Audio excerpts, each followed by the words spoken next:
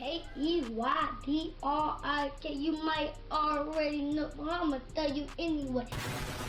Yo, what's good, YouTube? It's your boy keydrik. I'm coming at y'all with a brand new banger, yes sir. And to today's video, we got the Diddy Files. I'm not gonna lie, I don't know what's been going on with Diddy recently. I just been seeing him like trending because of apparently he touching some girls or something like that, some little girls or something. I don't know what's been going on with Diddy. I don't keep up with them, but the least I can say is it is expected from these weird industry motherfuckers who had a lot of power for a long time. You feel me? So that's definitely expected. They doing some weird shit, some we don't know about. That's expected. But anyway, we're finna get right into this video. It's called the Diddy Files, so I guess it's gonna break down everything. You feel what I'm saying? Was why he been trending in the first place and what's been going on. So without further ado, if you got you I ain't gonna ever name it that thing, cause you know I have no name, man. We gonna get right into it. Let's do it. The extremely powerful executive Sean Diddy Combs has had an ominous presence in the music industry for the past 30 years. Definitely. From his suspicious involvement in the demise of Tupac and Biggie, his secretive ritualistic parties in the backrooms, as well as numerous accidental confessions, has made the public pre-decide that he is guilty of all accusations against him. Not only have multiple women filed formal lawsuits alleging him of violent sexual assault and humiliation, but now the federal government raided his home as they investigate his involvement in a global sex trafficking operation. Y'all see that crib? That crib is nice. That's Diddy crib. Damn. Technically, at the moment, he is not being charged of any crime, but any day now, Diddy could feel the wrath of the American justice system. Today, we are going to unearth So he not even charged with nothing? The secrets he never wanted the world to know, with the goal of determining one thing: did he do it or not? It's first very important. No Diddy. No Diddy. Did he do it?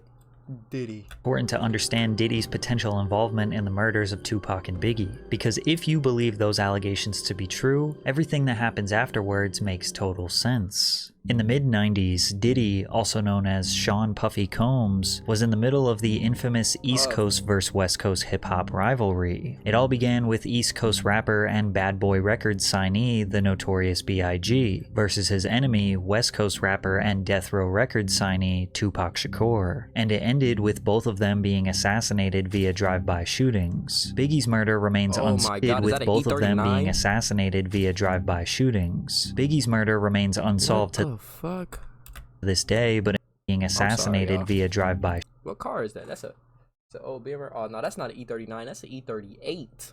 That's an E38. That's that 07 series.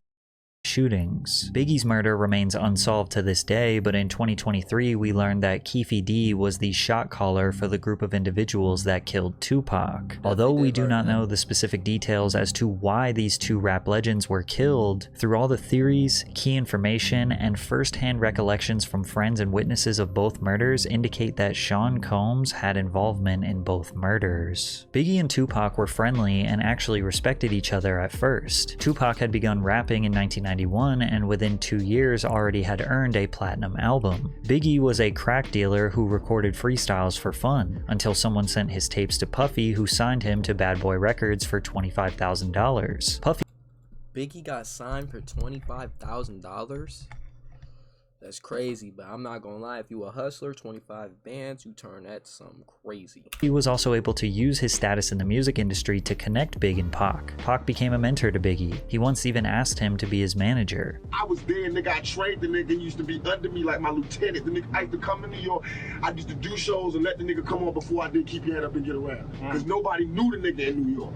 And I used to tell the nigga, yo, if you want to make your money, you gotta rap for the bitches. Do not rap for the niggas. I told the nigga, don't rap for the niggas. Rap for the bitches. The bitches will buy your records and the niggas want what the bitches want. So all of a sudden he changed from being listen to party and bullshit, listen to his style. He changed from that to Big Papa. Pac believes that Biggie used him as a blueprint, changed his whole style, persona, and music to be more aligned with Tupac. Many people speculated that Diddy also had a slight obsession with Tupac. He started dripping himself in Versace after Tupac did it first. He also got romantically involved in women after Tupac had ran through them first. Brother, like Sarah Chapman, who ran around with Tupac in the 90s and is now the mother of one of Diddy's children. Pac's claims aged like fine wine when recently the internet figured out that Biggie's most successful hit, Juicy, was actually stolen by a Mississippi-based artist called Notorious B.I., who released a song called Big Daddy a year before Juicy that sounds exactly the same.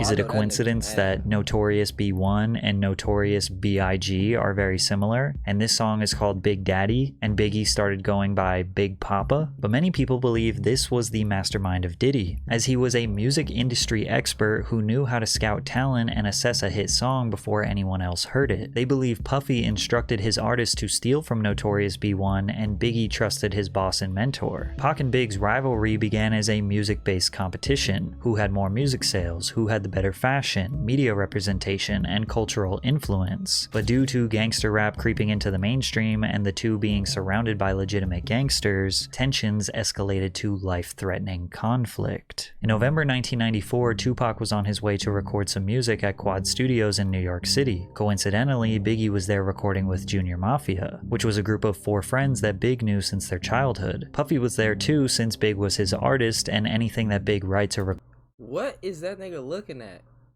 Is he looking at me or you?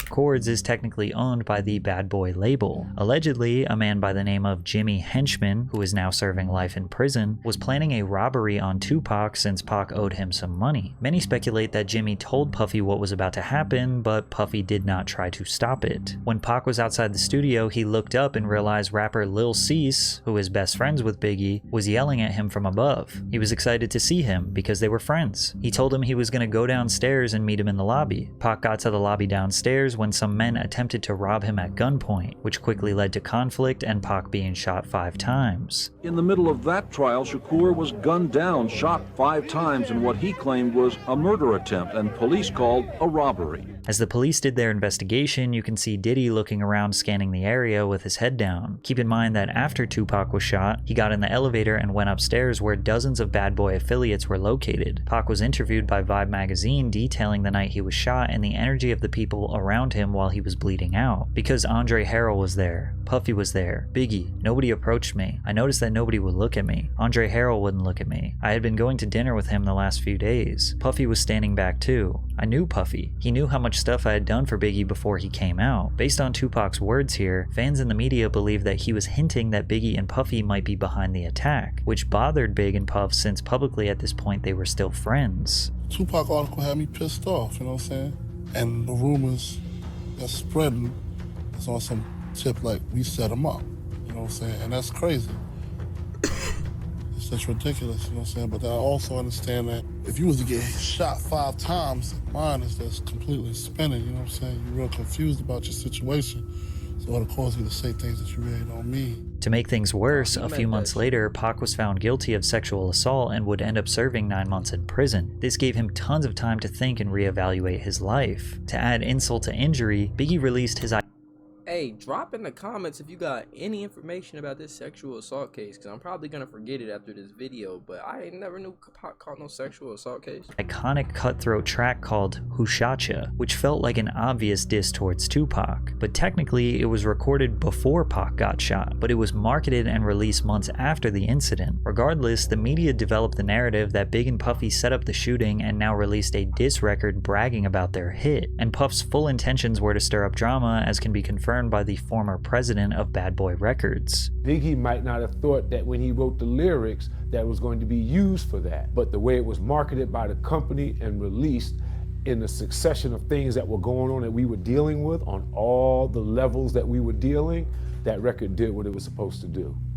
And that's a perfect example of how my former business partner works and thinks. Pac was sitting in jail already thinking that they set him up, and the release of this song was all the proof he needed. But this wasn't the only shooting that Puffy was involved in. It's also important to know that Tupac signed to Death Row Records while in prison after the label owner Suge Knight promised to Hey, I'm sorry if that shit is loud. That's my damn, they cutting grass, hold on.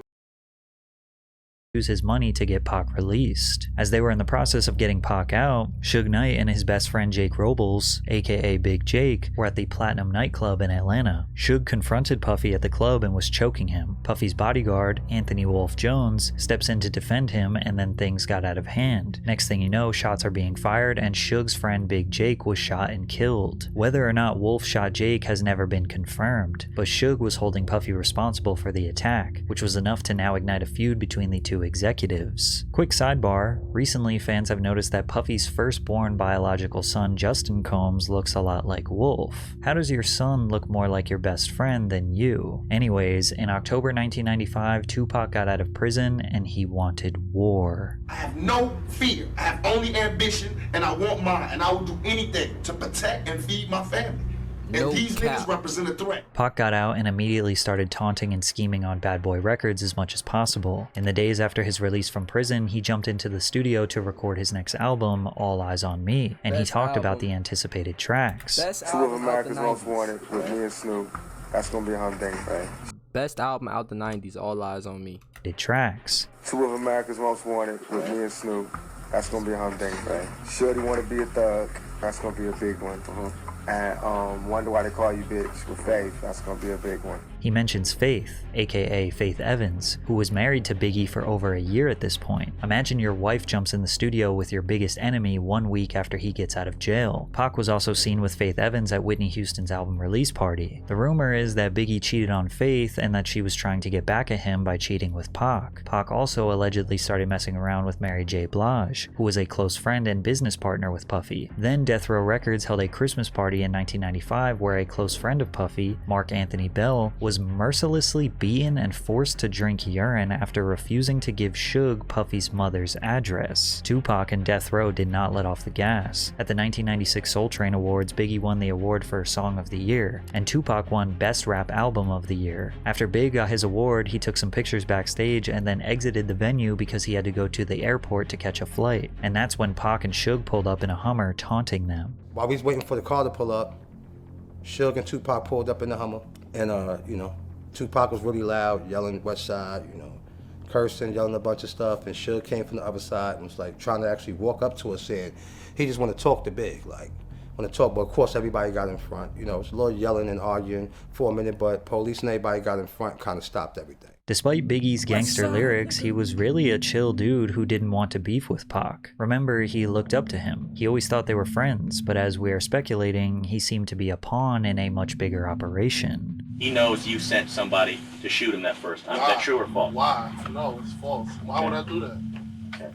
Do you think he was just hyping a record, or you have no idea? I don't know what was the problem.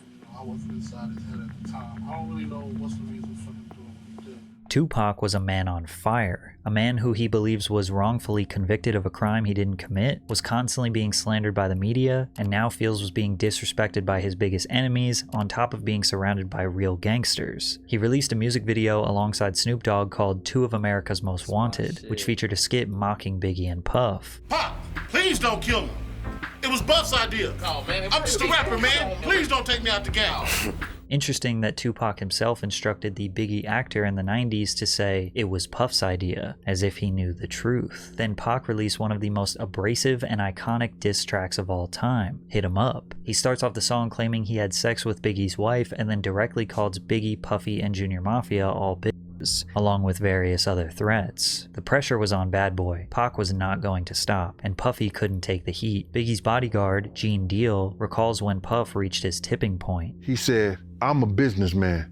I'm about making money, but something gotta change. I don't give a f if Pac gotta die, Big gotta die, or Suge Knight go to jail. Something's gotta change." Gene was taken back. He wondered if Puff realized that he just said he didn't care if his own artist died. At the same time, he still wanted to play gangster games. As we all know, these gangster games only lead to two outcomes: death or jail, and Tupac would meet his fate on September 13th, 1996. Pac and the Death Row Squad were attending the Bruce Seldon vs. Mike Tyson boxing match in Las Vegas. Hyped up from the testosterone and the energy of the fight, Pac wanted some action. A Death Row associate pointed out Orlando Anderson to Pac, who was a Southside Crip gang member, a rival to the Piru Blood set that was affiliated with Death Row Records. Pac went up to Orlando and punched him in the face. Then Death Row associates put a beating on the man. Later that night, Suge and Tupac were driving down East Flamingo Road to Club 662, when suddenly a white Cadillac pulled up beside them at a red light and opened fire on Tupac. He was hit 4 times, with the fatal shot piercing his lung. Just last year, Las Vegas police arrested a man called Dwayne Keefe D. Davis, who was a shot caller for the group of individuals that committed this crime, and he orchestrated the plan that was carried out. Ironically, Keefe D. has been confessing his involvement publicly on the internet for years. In 2008, he confessed that his nephew, Orlando Anderson, the man that Tupac punched earlier that night, was the one who actually pulled the trigger. Keefe D. has now identified his own nephew as the murderer of Tupac Shakur. Bolstering Keefe D's claim was an informant in 1997 who told investigators that Puffy had hired the Southside Crips to kill both Suge and Tupac, and that the Crip who was jumped at the MGM was in the group that had done the hit. This was exactly the same story that Keefe D told us a decade later. Keefe also stated that Puffy offered them $1 million to kill Suge and Tupac. We wanted $1 million. Yeah, he said, come on downstairs and talk to you. He tells you, seriously, man, I need to get rid of these guys. I mean, he's looking at you in the eyes and he's like scared. Yeah. You tell him we'll do it for $1 million, and he's like, okay, I'll do it for $1 million. Yeah. He agrees, you shake on it or something like that. It's nothing. Who brought up the amount of $1 million? He did. Puffy did? Yeah. Okay. Wasn't you? No, it wasn't me. I'll shit. $1 million out there. Yeah. Take it for 50. When Diddy was asked about this confession, this was his response. It was this documentary that claimed, which we know wasn't true. Yeah, check this out. We don't talk about things that are nonsense. We don't even entertain nonsense, my brother. So we're not even going to go there, with all due respect, but I appreciate you as a journalist asking. Thank you. As you can imagine, Death Row was likely seeking retaliation for the murder of Tupac. Everyone at Bad Boy Records knew they were not safe, but they were especially not safe in Southern California. An LA kingpin called Gene Deal, Diddy's bodyguard, and warned him that there was a hit placed on Biggie in LA. This somebody did 26 years in the federal jail as a kingpin, brother. He called me to save Biggs' them life. Tell them niggas not to go nowhere. It's a hit on them. You get this information from a kingpin, brother. Chaz Williams. Despite knowing all this information, in February of 1997, they headed out to Los Angeles to promote Biggie's new album, Life After Death. Puffy also wanted to record some of his album, No Way Out, in LA. Lil Cease, Biggie's best friend, claims that Big wanted to be in LA. If he say go, we going. If he stay, we staying. Big wanted to stay. I always tell people that, yo, why everybody always go, why y'all was there so long, or why you didn't tell him to go home? He's the boss. We're here because of him.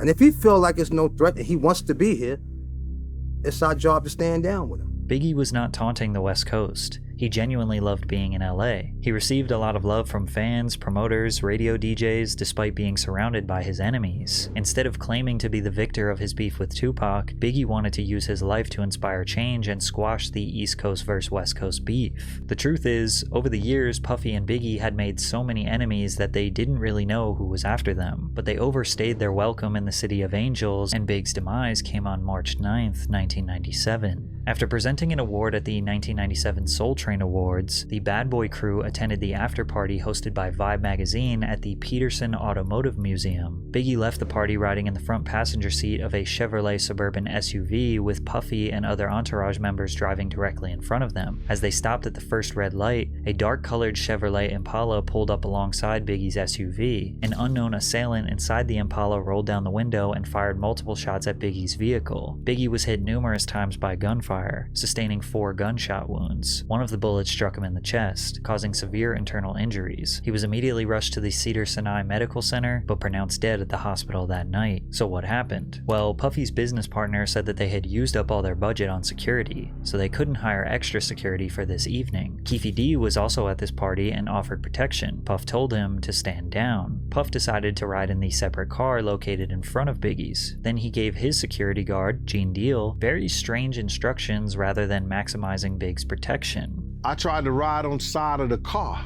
Puff said, "Yo, Gene, what you doing?" I said, "I'm riding on the side of the car. I'm gonna have my gun out." So he says to me, "Gene, if you don't get in this car, you ain't gonna never work for Bad Boy ever again." I said, "Man, how the f you gonna try to tell me how to do my job?" He said, "Gene, we don't need that look. We don't need that look. Get in the car." As I go to get in the car, this motherfucker reached down and let his seat all the way back. So now I gotta put my legs sideways. I'm like, "Yo, what the fuck is you doing?" I said, "You ready?" He said, "You ready?" I said, "Kenny, run the next 3 lights." Kenny said, "For what?" I said, "Motherfucker, run the next 3 lights, Kenny, or I'm gonna drive."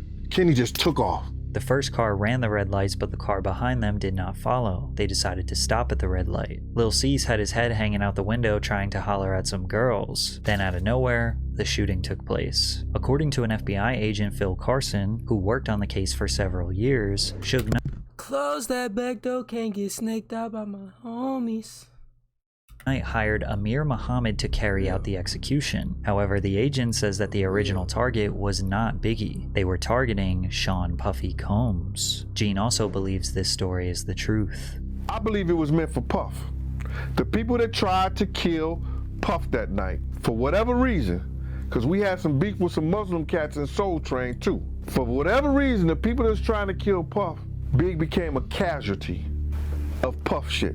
When they rushed Big to the hospital, Lil Cease, who literally looked the shooter right in his face, gave a description to Gene. This is what he said. Little Cease at the hospital, he said a Muslim shot Big. And I said to Paul, with the blue suit, white shirt, blue bow tie, he said, "Gene, how you know?" I said, "That motherfucker walked up to Puff car first." Lil Cease's description of the man matches up to what the FBI uncovered. All in all, to say that Puffy set up the These niggas are snitches.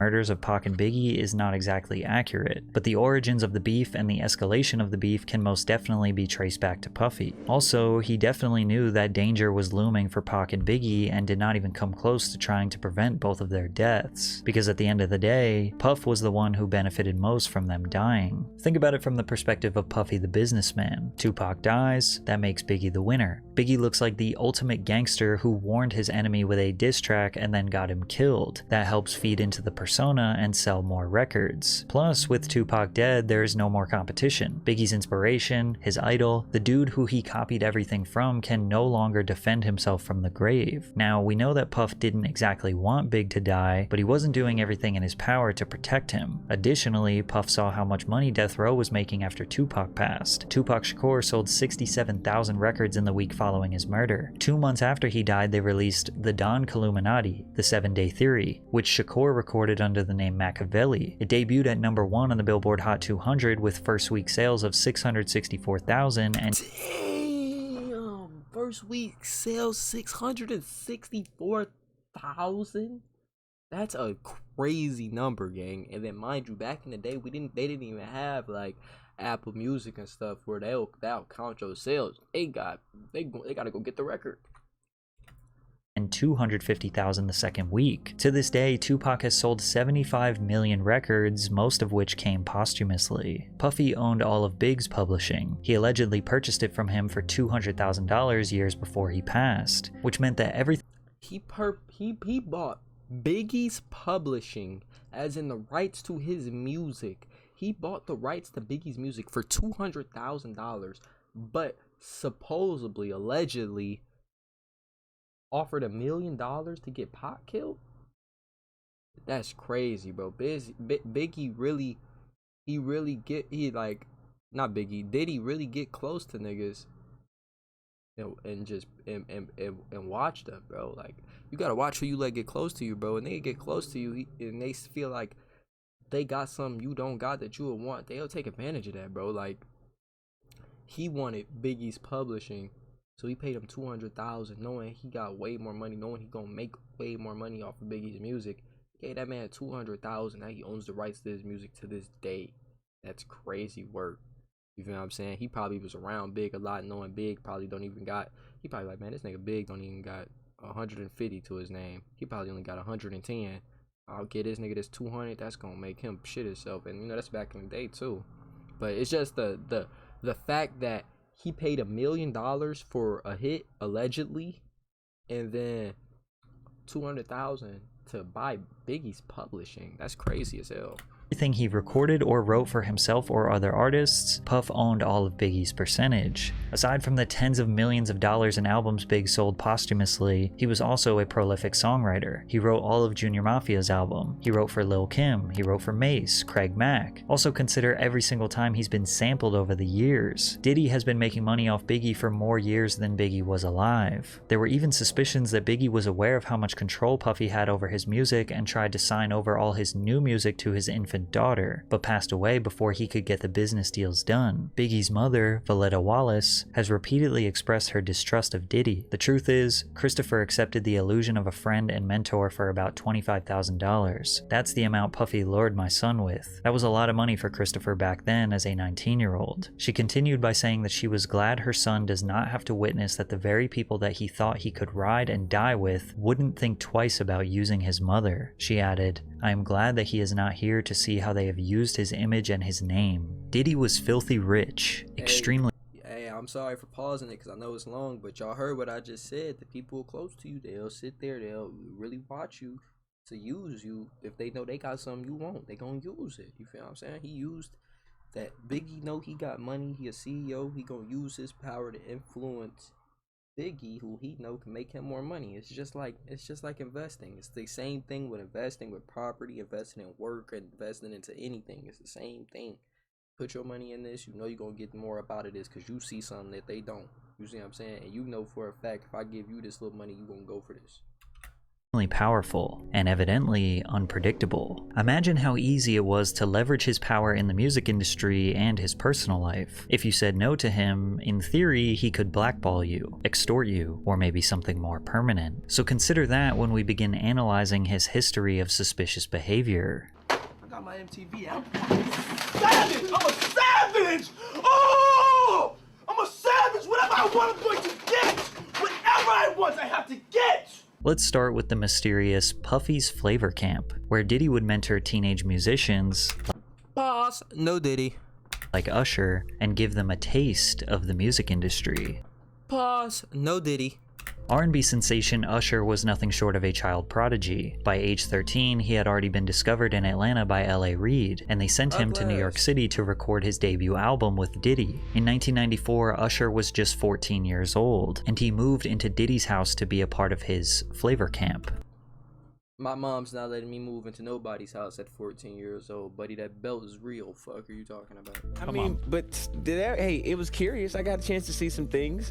He probably a weirdo too. I'm telling you, bro. These industry niggas, these industry, they probably weird as hell. He looked like a little nigga that probably got groomed by a weird ass man. Like, no, I'm not playing. I'm not like saying that as a joke or nothing like that, because I know that ain't nothing to joke about. I'm saying his demeanor, the way he was looking, he just looked like as a kid he was just amazed by all the money Diddy had, and you know what I'm saying? You could tell. Yeah, but you were 13. What were you seeing? I went there to see the lifestyle, right? And I saw it, and it was, but I don't know if I just said that little nigga impressed by what I'm saying. Diddy's lifestyle. I literally just said that little nigga go over there. He see how the fuck motherfuckers living. He's sitting there impressed. He, you know, could indulge and understand what I. Diddy pimped him out. He pimped him out. No Diddy. He pimped him out like a little bit, like a little, like a little. You know what I'm saying? He pimped him out for real. Like. He like, yeah, come over here, let me show you this lifestyle. You know how you get a girl, you know what I'm saying? Yeah, come here, look at this car, look at my crib, you know what I'm saying? I got this wife. He pimping them out, he showing them the lifestyle. No Diddy. I was even looking at. It was pretty wild. So nobody tried to, some woman didn't come along. I didn't say that. Okay. I didn't say that. What I did say is that there were very curious things taking place, and I didn't necessarily understand it. Usher has been very reluctant to discuss what happened when he lived with Diddy. In a 2004 article with Rolling Stone, he said, "Puff introduced me to a totally different set of shit. Sex, specifically. Sex is What? Pause. I had to pause it. This is crazy work. How are you a grown-ass CEO executive man owning a record company that's selling millions of records, and you're introducing a 13-year-old boy to sex?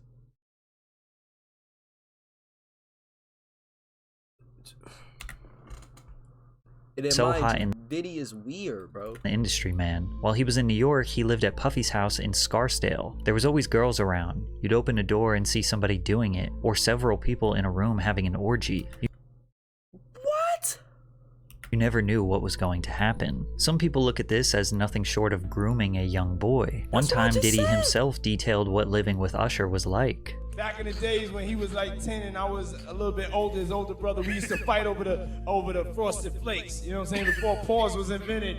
You know what I'm saying? But it's my brother for real. We used to actually wrestle off of the Frosted Flakes because he used to always get up early than me. Now he's one of the richest stars in the world. And What the f did Puff just say? Even though Kevin Hart was just joking, he really was the only one that seemed to question what Diddy was talking about. But Usher looks kind of uncomfortable. And you'll notice a theme where Diddy is very comfortable touching other people, embracing them, calling them pet names, and almost always the other person's body language screams they do not like it. Man, you doing it, man. You deserve it, daddy. You putting in that work. But Usher is not the... What? I saw this, bro, but it's just like... Brother, what? Nigga, what is wrong with you, gang? Like, I'm not even trying to talk like how I talk. I'm trying to be good for YouTube. But, nigga, what is wrong with you, bro? Like, you just sat here and called a grown-ass man daddy, bro. Motherfuckers just slapped the shit out you, gang. Like, on gang. Like, you real life is, like, a goofy, bro. You're on camera. Just call this nigga niggas is gay. Always the... Ain't nothing wrong with it but being gay if you want to be gay, bro. If you want to be gay, do you, bro. That's your sin. At the end of the day, though, this is weird, bro. Other person's body language screams they do not like it. Man, you doing it, man. You deserve it, daddy.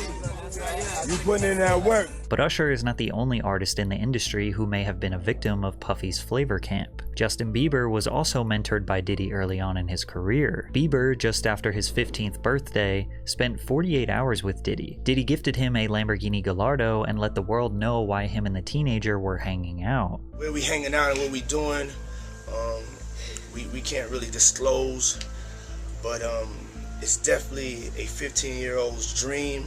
I don't have legal guardianship of him, but for the next 48 hours, he's with me. So, yeah, and we gonna go buck full crazy. Combs seems to be acting strange, but Justin seems alright. At the time, he was still a young star, glamorized by the industry. 1 year later, his demeanor towards Diddy was much different. What's up, man? You good? I'm good. How are you? All right, young brother, everything's good? Everything's Selling great. out arenas and everything? Starting to act different, huh? Diddy looking at him like, yeah, man, what, you don't fuck with me no more, nigga? You feel what I'm saying? I know that. You know what I'm saying? I know that. Diddy looking at him like, what, you don't rock with me no more, nigga?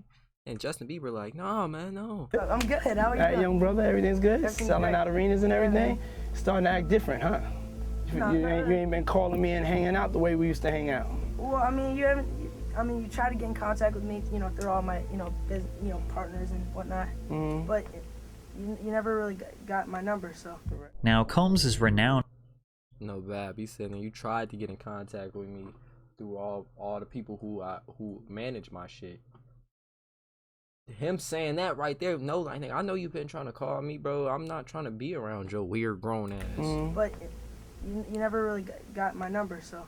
Now, Combs is renowned for hosting lavish and star-studded parties that have become legendary in the entertainment industry. Diddy parties are famous for attracting A-list celebrities across all industries. I had the craziest mix, Combs told Oprah. Some of my boys from Harlem, Leonardo DiCaprio after he just finished Titanic, I had socialites there and relatives from down south. Diddy parties are typically hosted at luxury venues or his own private residences. The media were quick to anoint him the modern-day Gatsby, a title he embraced with open arms. Have I read The Great Gatsby? He said to a reporter in 2001. I am The Great Gatsby. However, many people forget that one of Diddy's first parties ever resulted in the deaths of 9 attendees. In 1991, What? 22-year-old Sean Combs was the promoter of the Heavy D's and Puff Daddy celebrity charity basketball game at City College's Nat Holman Gymnasium, the infamous Puffy Party where a stampede occurred taking the lives of 9 people. Some of the hottest rappers in the game were set to attend: Boyz II Men, Phife Dawg, Big Daddy Kane, Jodeci, even LL Cool J and Mike Tyson showed up. The crazy part is that fans could see all of their favorite stars for just $12. The first problem occurred with the tickets. Keep in mind, this is in '91, so people had to go to physical locations like the Apollo Theater box office to buy tickets. Tickets were also sold at local shops like Boss Emporium, and even free tickets were given out on the radio by Funkmaster Flex. The facility could only hold 2,730 people, but they had no idea how many tickets they sold, as no proper system was set in place to keep track. Despite this, Gene Deal recalls Puffy requesting to cut security presence in half. This particular day, Puff calls me the day before we supposed to do the party and say, yo, Gene, I don't need y'all to do the security outside. I got the FOIs to do it.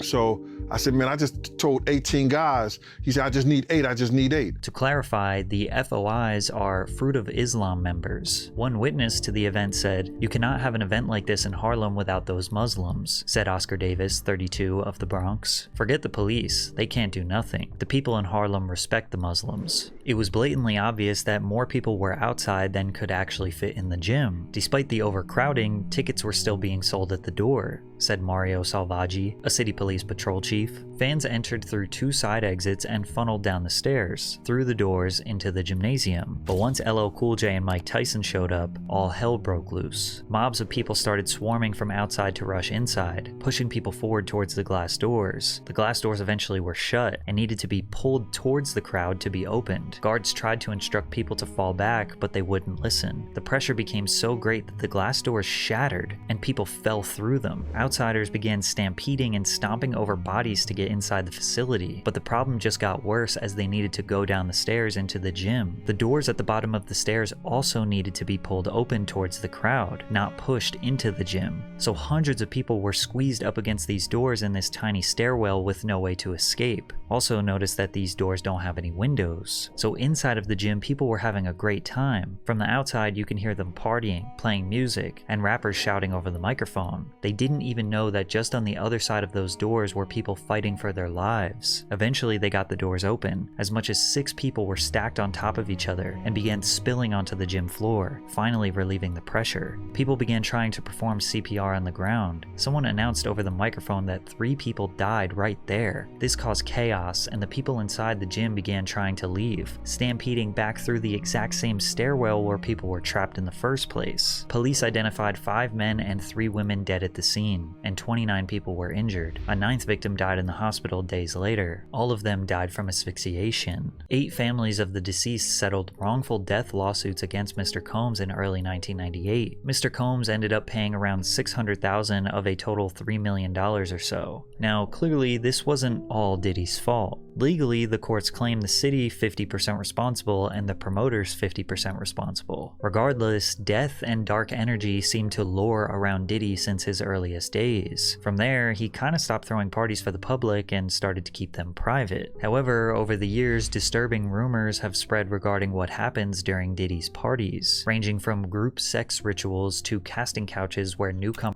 Sex rituals?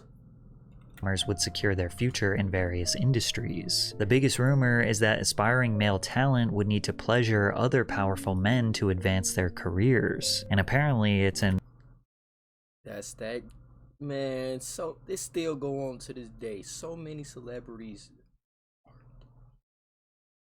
they are an open secret in the music industry, which is why Shannon Sharp erupted in laughter when Cat Williams said, Cause P. Diddy be wanting to party. And you gotta tell him no. You got to tell him no. I did. I did. Now, Diddy has 6 biological children with 3 different women. He has had multiple high-profile relationships with the likes of Jennifer Lopez, Naomi Campbell, and Cassie. But you will notice that most of the party stories that circulate involve him being surrounded by men. Josh Ostrovsky, who goes by The Fat Jewish on social media, detailed his strange experience at a Diddy party. I'm on ecstasy and I'm trying to find the bathroom and I can't find the bathroom and I get lost. So I open a door and in that room, there are a bunch of men laying about and, you know, kind of like very like kind of leaning on each other. Not like if you were spooning, but facing each other and like leaning up on your elbow and talking. Like it would almost be the prelude to an orgy. Yes. Oh, absolutely. Okay. Oh my God. Oh Okay. my God. It was so prelude to an orgy. And who is lounging in my direct eye line? Puff Daddy and Felix the House Cat, famed house music producer. Yeah, no, I know are who that is. basically spooning each other, and they're drinking a glass of Hennessy, and they're like sharing it. They're like passing it back and forth, And everyone's talking. and everyone's just like talking. Yeah. And then as soon as I see them, I'm like, All men though. There's not all one men, woman in this room. all men, and Yeah. they're all 100% on ecstasy. Shortly after Josh and Diddy locked up, Them boys getting off that X and getting freaky at Diddy parties. That shit is eyes, he was kicked out. Josh, who is a gay man, He got kicked out? shortly after Josh and Diddy locked eyes, he was kicked out. Josh, who is a gay man, immediately felt like he was in a room full of other gay men, but there was no real accusation nor damning evidence here. It could have just been a group of guys chilling. So let's take a listen to rapper we don't Exhibit chill like recounting his experience partying with Diddy. Lord, we got invited to a Puffy party, the New Year's Eve party. He invited us to the house because he wanted to go to the club after. Puffy calls me outside. He's like, "Hey man, that girl you know about?" He's like, that's the devil, man. You know what I'm saying? I was like, "What you mean that's the devil?" So we get into the truck. He said, "Let's go to this club." You know, we sitting there bobbing to the music, and then she pointed over the corner. It's two dudes kissing. You know what I'm saying? I'm like, "The f is this?" And then she pointed another direction. It's another dude over there, like butt ass naked dancing. You know what I'm saying?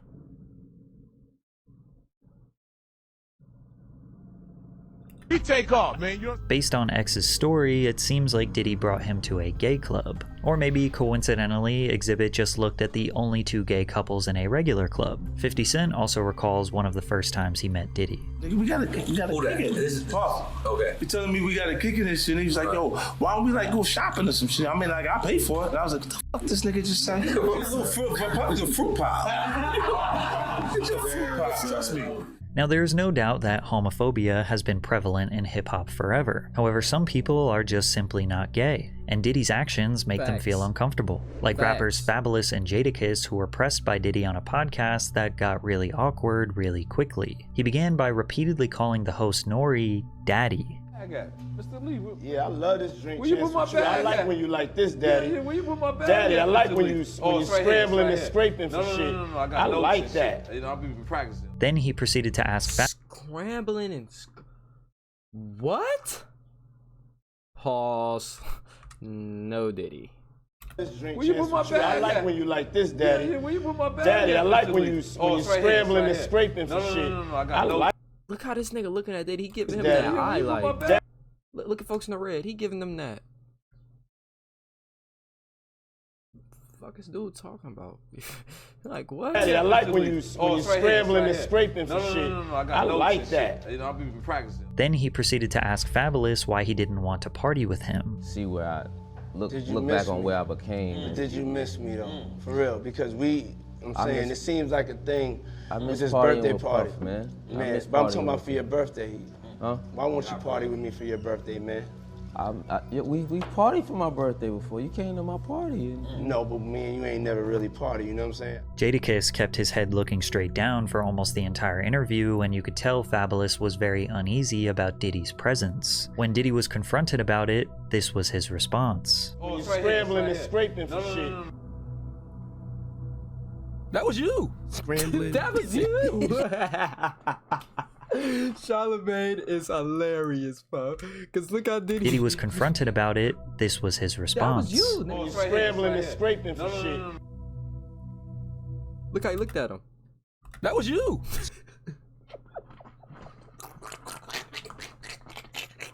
Nigga, that was you. Scrambling. What? You said, I like when you do it like that, Daddy. When you scrambling and scraping for shit. Hey, man. Nah. I mean, I was you don't go back and look at that stuff and laugh? I mean, it could be funny. I don't really be on it like that. Yeah. It seems like he genuinely has no idea why people thought what he said was weird. He says things, he doesn't even know what he's saying is like fruity. You know what I'm saying? Like, he says something fabulous and he goes, yo, but me and you, we ain't party. Like, we need to party. What is he talking about? What is he talking about? That's the kind of stuff that when people say that to me, I get a little uncomfortable. But even with all the jokes, rumors, and secrets, nobody ever formally spoke out against Diddy and accused him of assault or abuse until 2019, when his ex-girlfriend Gina Huynh spoke publicly about what it's like to be in a relationship with him. Keep in mind that Gina was a side girlfriend for Diddy. The public didn't know about her because his public relationship was with Cassie Ventura, who he had been on and off dating for a decade. He had caught me texting another man. We were in his closet and he like pushed me and I fell to the ground. He like stood over me. He avoided my face, but he like started punching me like on the side of my head, and I was just like covering my face.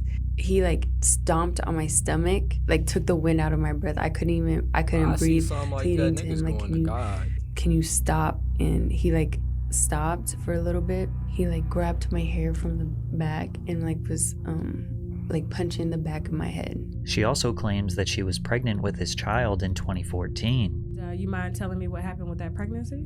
He was like, you're gonna get an abortion, right? I was like, I don't know yet. And then he offered me $50,000 to get rid of it, but I turned it down because I just loved him. Gina did not take the money, but she also did not have the child. 4 years later, she got pregnant again. Gina goes on to detail multiple other instances of emotional and physical abuse, but she never filed any formal charges. It wasn't all the way until November of 2023 that someone finally filed a formal lawsuit against Diddy. After that, the floodgates were opened, and Sean Combs' dark past crept out of the shadows. In the lawsuit, Cassie Ventura, his longtime girlfriend, accused Mr. Combs of repeated physical abuse over about a decade. As you can imagine, this lawsuit and these allegations went extremely viral. After all these years of shady rumors, weird behavior, and dark secrets, the entire world was prepared for Diddy's decline. She accused that nigga of rape? Man. Ventura and Combs met in 2005 when she was 19 and he was 37. He heard a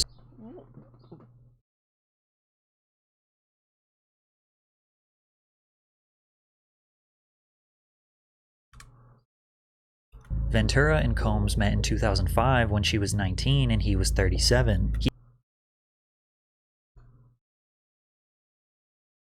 He heard a song she was marketing called Me and You. He then contacted Ryan Leslie, who wrote Cassie's first single, and paired Bad Boy Records with Leslie's Next Selection imprint for the release of Cassie's debut album. In August 2006, Cassie released her self-titled album under Bad Boy Records. The pair formed a close relationship through working together for several months as Cassie became the face of Diddy's fashion label, Sean John. In 2007, Diddy... Oh my gosh, I still got a velour suit. I got the hat. No, I'm gonna have to stop wearing my shit because of him. Brother, what's wrong with you? I forgot Puffy made that shit, man. Damn. separated from his longtime partner Kim Porter and started dating Cassie. Cassie alleged that Combs controlled nearly every aspect of her life, from her career to having access to her personal medical records. She claims he was frequently violent, physically abusing her multiple times a year, and that he often plied her with copious amounts of drugs, which made videos like this one seem awfully suspicious, where Cassie seems to be hiding from Diddy. What you gotta say now? What you gotta say now? You ain't got shit to say. When you put your girl on the snap, baby, yo, babe. I mean, shit getting weird. Come on, baby, it's hot outside. You fucking wrapped up in that blanket. Let's go jog on the beach. The court papers assert that others who worked with Mr. Combs helped him control Ms. Ventura, like suppressing her music if she did not obey his orders, or by helping to conceal his behavior. But it wasn't just mentally controlling. He also often got physically violent with her. In one incident in Los Angeles in 2009, the suit says that Mr. Combs became enraged when he saw Ms. Ventura talking to another talent agent, then pushed her into a car and kicked her repeatedly in the face, making her bleed. The suit also details Diddy's request for Cassie to engage in his newest sexual fantasy called voyeurism. Combs forced Ventura to have sex with male sex workers in different cities, encounters she claimed he watched, pleasured himself to, and recorded. Bro, this nigga weird. This is the allegation that likely opened up a federal investigation into him sex trafficking people. According to the suit, Mr. Combs called these encounters freak-offs, which involved costumes, like masquerade masks and lingerie. The lawsuit continues to detail some of the most horrific, embarrassing, and torturous behavior Diddy allegedly committed. Combs' lawyer, Benjamin Braffman, responded to the lawsuit on behalf of him. Mr. Combs vehemently denies these offensive and outrageous allegations. For the past 6 months, Mr. Combs has been subjected to Ms. Ventura's persistent demand of $30 million, under the threat of writing a damaging book about their relationship. Despite them denying everything, the lawsuit was settled just 24 hours after it was made public. We don't know how much, but due to the severity of the charges, the public assumed that Diddy coughed up tens of millions of dollars. That's crazy. Imagine a motherfucker sit there and threaten to come out about something. You're gonna be like, boy, I don't get no fuck. You feel me, boy? I don't get no fuck. I don't do what you gotta do. Your ass lying. He coughed that money up 24 hours later, a day later. Millions. Millions. That's hiding something, bro. That's behavior of somebody hiding something. Come on, man, play. To keep her quiet, and while Combs likely believed that he escaped Cassie's lawsuit unscathed, a woman named Liza Gardner filed a lawsuit on November 23rd. Gardner claimed that she and a friend met Combs and singer-songwriter Aaron Hall at an MCA Records event in either 1990 or 1992. They returned to Hall's apartment for an after-party where she was offered more drinks and was coerced into having sex with Combs, who assaulted both her and her friend. In another complaint filed the same day, Joy Dickerson Neal alleged that in 1991, she reluctantly went on a date with Combs, who intentionally drugged and sexually assaulted her after their dinner. Diddy denied the allegations through a spokesperson who claimed that the women's claims were fabricated and accused them of exploiting the Adult Survivors Act. The New York's Adult Survivors Act temporarily eliminated the civil statute of limitations for survivors of sexual assault, which gave them the right to file a lawsuit against the perpetrator regardless of how long ago it occurred. Then another bro, cause for real, but no matter how long ago it occurred, they still got the right to voice themselves and speak on what they got to speak on. Because at the end of the day, gang, a lot of people, you can't, like, I ain't gonna say you can't, a lot of people don't got the courage to speak on that shit when it's happening. You get what I'm saying? If somebody going through that, like a female, they going through that, bro, they don't got the courage to really speak up while that shit happening. So it's really gonna be after the fact. And if it's a statute of limitations on it, it's like the nigga just got away. You know what I mean? woman came out. Jane Doe alleged that Combs, his longtime This ain't no street shit. This is a weirdo nigga raping females and shit like that, and they're coming out about it. This ain't no street shit or nothing like that, bro.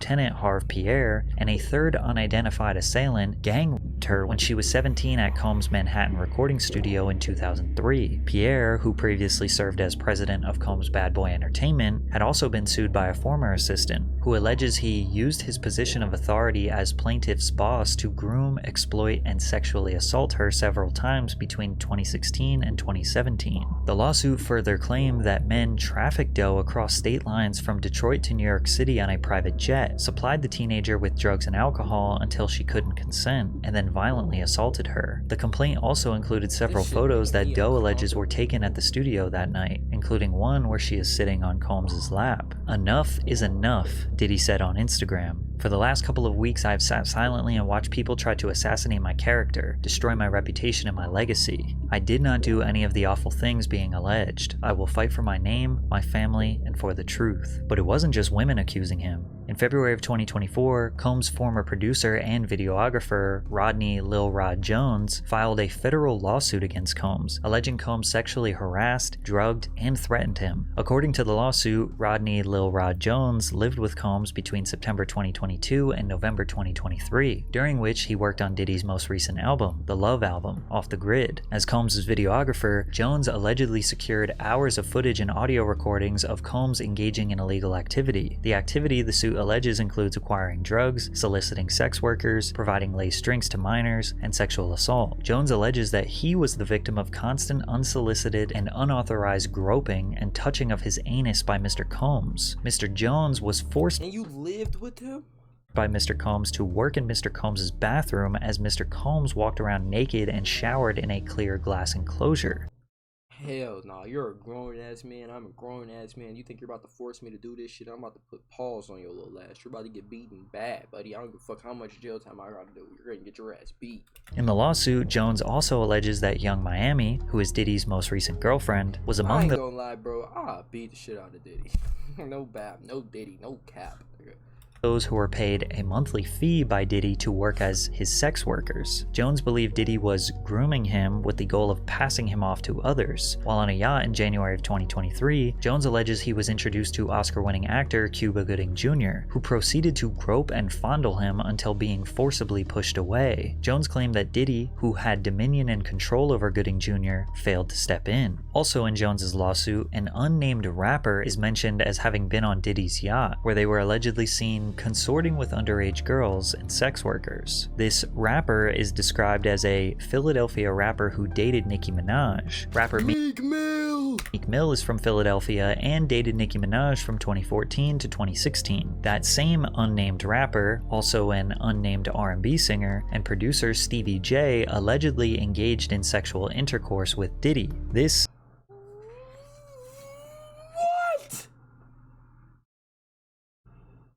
What? What? Yo, is anybody here? I am recording. 5. What? 4. What? Bro, it's in court documents. This nigga Meek Mill had sexual intercourse with Diddy. Yeah. What? That's allegations. Hold on. This allegation has people looking at that clip of Meek Mill in the pool with Diddy calling him daddy more suspiciously. Also, 50 Cent made some jokes about Diddy and Stevie J on Instagram, to which Stevie J responded with not denying the allegations, but challenging 50 Cent to a boxing match. However it go, I want you to fade, nigga. Fuck all that. Since it's entertainment, let me beat the shit out of you on TV or something. Entertainment? Don't duck that.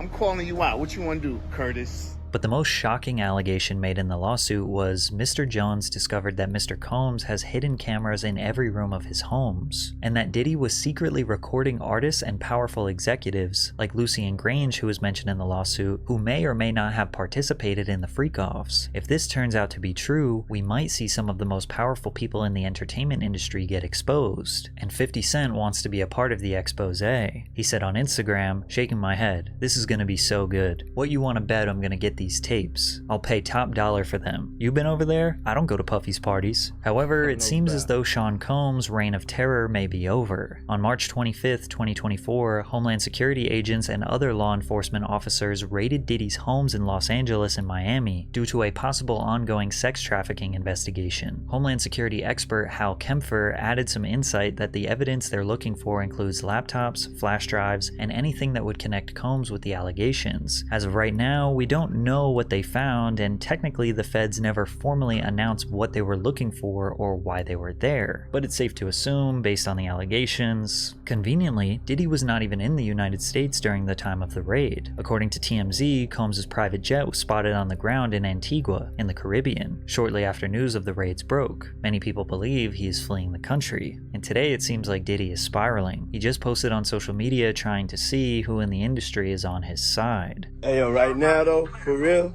yo, I need to know who with me, you know?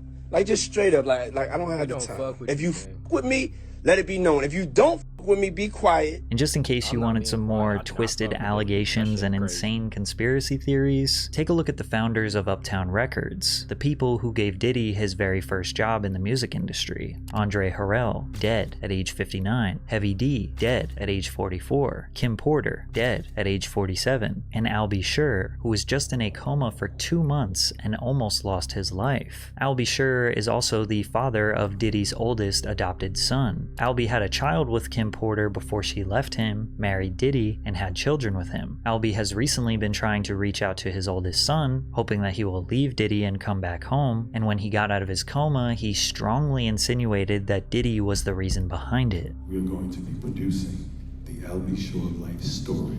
So hold on to your britches, and you'll really understand how I ended up in a coma. You're really going to need to call Homeland Security. Now, why would Diddy want the people who got him into the music industry in the first place to all be dead? I don't know. Your guess is as good as mine. But it seems like almost everyone around Sean Combs for his whole career either dies, disappears from relevance, or speaks out against his devilish ways. Yet nothing bad ever seems to happen to him. He just seems to get more successful and rich. Is it a coincidence? Maybe. But for now, we will just have to see how this all plays out. Based on everything you have learned in this video, you probably think he is guilty. But as of right now, he is innocent until proven Diddy. Until proven Diddy. I'm not gonna lie. What's my man's name? Patrick CC. Y'all go check out Patrick CC. He just glassed that video. That is a great video. I'm not gonna lie. Diddy, you are a fucking weirdo. I'm not gonna cap to you. You're nasty as shit. I don't support anything you do anymore. I've never did, to be honest. I didn't even, like, when I bought my Sean John, I forgot Diddy even made that shit. You gotta remember, Sean John was out years ago. I bought my Sean John probably about a year ago.